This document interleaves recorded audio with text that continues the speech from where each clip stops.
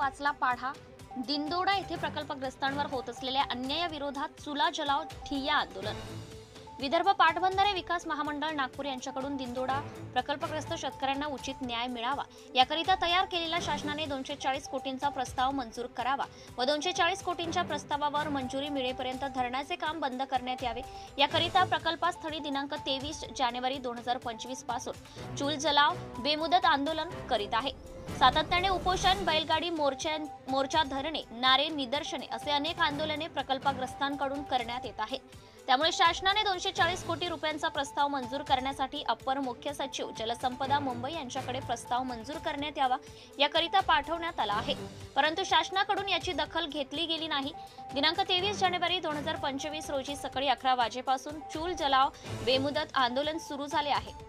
बऱ्याच वर्षांपासून वर्धा व वेणा नदी तीरावरील प्रकल्पग्रस्त शेतकरी, शेतमजूर व मच्छीमार बांधव सातत्याने संघर्ष करीत आहेत। त्यांचे प्रश्न निकाली तेवढेच महत्त्वाचे आहे, परंतु याकडे शासन दुर्लक्ष करीत आहे। जोपर्यंत त्यांचे प्रश्न निकाली होत नाही तोपर्यंत आंदोलन सुरूच ठेवण्याचा निर्णय प्रकल्पग्रस्तांनी घेतलेला आहे। Bureau reporter Kailas Kodape, Navswarajya news, जिल्हा प्रतिनिधी यवतमाळ।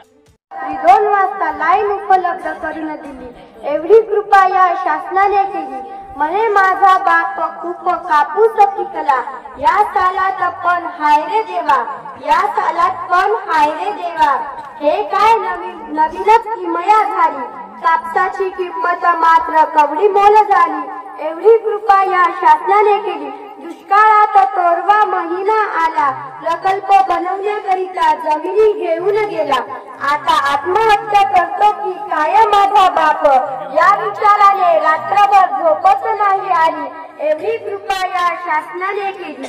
नाही या वर्षी दिवाळी साजरा झाली, नाही या वर्षी दिवाळी साजरा झाली, तर पुढच्या वर्षी साजरी करू अशी आश्वासने मला माझ्या मायबापाने जिल्ह्यात येथील रहिवासी असून माझा विषय माझ्या गावाचे पुनर्वसन।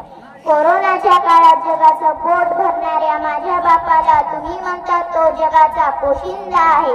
कोरोनाच्या काळात जगाचं पोट भरणाऱ्या माझ्या बापाला तुम्ही म्हणता तो जगाचा पोशिंदा आहे।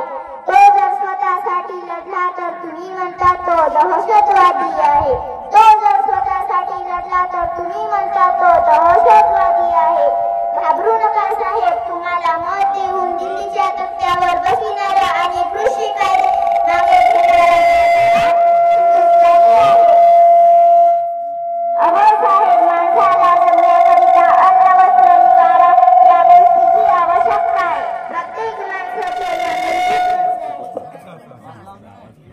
प्रत्येक माणसाच्या या मूलभूत गरजा आहे। शेतकरी हा शेतात दिवस रात्र राबतो, संपूर्ण देशाला अन्न। Subscribe now and press the bell icon. Never miss an update.